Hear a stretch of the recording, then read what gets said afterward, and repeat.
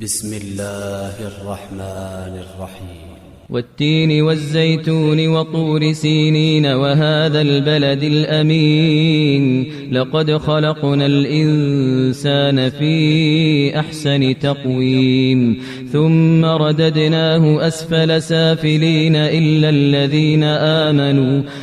الذين آمنوا وعملوا الصالحات فلهم أجر غير ممنون فما يكذبك بعد بالدين أليس الله بأحكم الحاكمين